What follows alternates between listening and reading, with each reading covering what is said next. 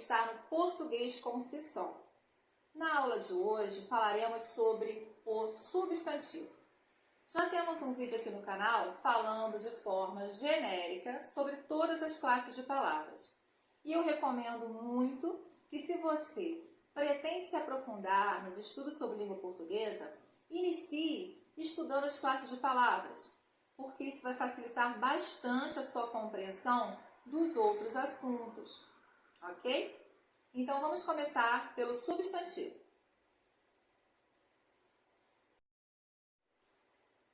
Antes de começar a falar do conteúdo, eu vou pedir para você que curta esse vídeo.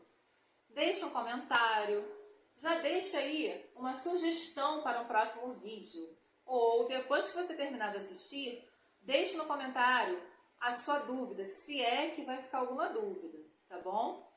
Compartilhe esse vídeo com alguém que você sabe que vai estudar para alguma prova, para algum concurso, que quer se aprofundar no conhecimento da língua portuguesa. Inscreva-se no canal para ajudar o canal a crescer, por favor. E ative o sininho para receber a notificação todas as vezes que a gente postar um vídeo novo aqui, tá bom? Vamos então ao conteúdo, sem mais enrolação. As classes de palavras estão divididas em 10 porque cada uma dessas classes tem características diferentes. Vejamos então as características do substantivo. Ele tem uma função. Ele serve para nomear seres, objetos, lugares, sentimentos, ações e tudo que existe. Vejamos os exemplos. José foi à loja e fez a compra de uma geladeira. Vejamos aqui as palavras destacadas. José é um substantivo que está nomeando um ser, uma pessoa. Loja é um outro substantivo que está nomeando um lugar, um tipo de estabelecimento comercial. E nós temos o substantivo compra. E aqui eu gostaria que você prestasse bastante atenção, porque talvez seja a coisa mais complexa da aula. Não difícil, mas complexa. E muitas pessoas confundem. Compra, nesta frase, é um substantivo, porque está nomeando a ação de comprar. Quando a palavra compra aparecer ligada a um sujeito, aí sim ela será o verbo comprar. Veja, se eu disser ela compra uma geladeira, aí eu tenho o verbo comprar conjugado na terceira pessoa do singular. Ela compra. Aqui nessa frase nós temos José foi à loja e fez a compra. Quando a palavra vem antecedida de um artigo, ela não será um verbo, ela será um substantivo, certo? Então, a compra é um substantivo que designa a ação de comprar, nomeia a ação de comprar. Depois nós temos o substantivo geladeira, é o nome de um objeto. Na frase de baixo nós temos a felicidade de sua mãe foi enorme. Aí nós temos a palavra felicidade, que é um substantivo dando nome a um sentimento, ok? E a palavra mãe também dando nome a um ser. Então todas essas são substantivos. Todas as palavras destacadas nesse quadro são substantivos. E quais são as classificações que o substantivo recebe? Vejamos. Ele pode ser classificado em substantivo comum. Isso acontece quando a palavra dá nome a um ser, mas no geral não particulariza esse ser ou esse lugar. Exemplo: viajamos para outro país. Perceba que a palavra país está dando nome a um lugar, mas sem especificar, sem particularizar. Pode ser um país qualquer, ok? Agora, o substantivo também pode receber a classificação de próprio. E preste muita atenção. Quando o substantivo é substantivo próprio, obrigatoriamente ele precisa iniciar com maiúscula. Algumas pessoas acham que essa regra não existe mais, mas existe. E se você faz uma redação e no meio da sua redação você coloca o nome de um lugar, o nome de uma pessoa com letra minúscula, você perde pontos em ortografia, ok? Vejamos o exemplo. Viajamos para o Japão. Aí, a palavra Japão é um substantivo que está dando nome a um lugar, mas particularizou esse lugar. É um determinado país. Por isso, recebe a classificação de substantivo próprio e precisa, obrigatoriamente, ser escrita com inicial maiúscula. A palavra Japão, assim como o nome de qualquer lugar, o nome das pessoas, ok? O substantivo também pode receber a classificação de simples. Nesse caso, ele é formado por apenas uma palavra. Vejamos o exemplo. A chuva regou as flores. A palavra chuva é um substantivo formado por apenas uma palavra. A palavra flores também, formado por apenas uma palavra. Existem substantivos que podem ser formados por duas ou mais palavras, e aí eles receberão a classificação de compostos. Essas palavras podem ou não ser ligadas por hífen. Vejamos o exemplo. O beija-flor esbarrou no guarda-chuva. A palavra beija-flor é um substantivo composto porque é formada por duas palavras que se uniram para formar uma nova. Então, nós temos a palavra beija, do verbo beijar, e a palavra flor, unidas, formando uma terceira palavra.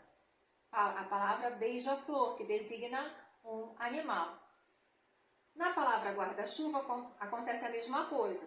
Uniu-se um verbo, o verbo guardar, com a palavra chuva para formar o nome de um objeto, o guarda-chuva. Por isso, esses substantivos recebem a classificação de compostos.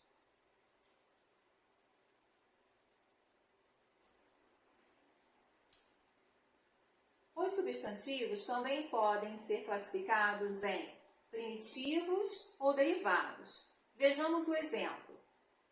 Ele cultiva café. Nesse caso, a palavra café é um substantivo primitivo, porque ela é a palavra original. Ela não veio de uma outra palavra, ela é a primeira, é a palavra original. Se a palavra derivar de outra, se ela vier de outra, ela será um substantivo derivado. Exemplo, ele tem um cafezal. A palavra cafezal originou-se da palavra café, ok? Outra classificação possível para os substantivos e que deixa muita gente aí de cabelo em pé é a classificação concreto ou abstrato. Então, vejamos de uma forma bem simples, sem complicação.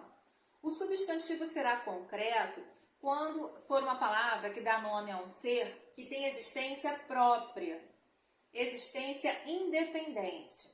Vejamos o exemplo. O herói foi corajoso. Aqui eu coloquei uma palavra bem simples, herói. Mas eu poderia ter colocado o duende foi corajoso, por exemplo. Esses seres, mesmo imaginários, eles têm existência própria. Isso quer dizer que ele não depende de um outro ser para existir, como é o caso das ações e sentimentos. Então vamos lá. Quando o substantivo existir por si próprio, quando a palavra que representa o ser existir por si própria, será um substantivo concreto. Aquela explicação de que concreto é algo que se pode tocar não é correta. Esqueçamos essa explicação, ok? E os substantivos abstratos são aqueles que dependem da existência de um ser para que aconteça. Então, todo sentimento não existe por si só. Existe alguém que sente a felicidade, alguém que sente o amor, alguém que sente a tristeza. Então, todos os sentimentos, por exemplo, são substantivos abstratos. Vejamos o exemplo. Sua coragem é notável. A palavra coragem designa uma atitude. Então, ela precisa de alguém que tenha coragem. Ela não existe por si só. Ela é uma palavra que depende de um ser para existir. Ok? Então, a classificação de substantivo abstrato é um nome que existe porque um ser sente, porque um ser pratica aquela ação, porque um ser tem aquela atitude. O substantivo também pode receber a classificação de substantivo coletivo. Nesse caso, uma palavra, mesmo estando no singular, designa um grupo de seres da mesma espécie. Vejamos o exemplo. O lobo-guará não forma alcateia, tem hábitos solitários, juntando-se apenas durante a época de reprodução. Veja que a palavra alcateia designa um grupo de lobos. Por isso, nós chamamos de coletivo. Uma última coisa importante para ser dita a respeito dos substantivos é que qualquer palavra da língua portuguesa pode ser substantivada, bastando para isso que nós coloquemos antes dela um determinante. Os artigos e os pronomes funcionam como determinantes. Vejamos o exemplo. Seu olhar era luz. A palavra olhar originalmente é um verbo, mas aqui, porque foi determinada pelo pronome possessivo seu, tornou-se um substantivo. Não esqueça, qualquer palavra pode se tornar um substantivo. Eu espero de coração que você tenha gostado dessa aula sobre substantivos. Não deixe de assistir às outras aulas da playlist de classes de palavras. Deixe seu comentário, curta este vídeo, inscreva-se, ative o sininho para receber todas as notificações e siga-me nas outras redes sociais também. Um abraço e até a próxima aula de português!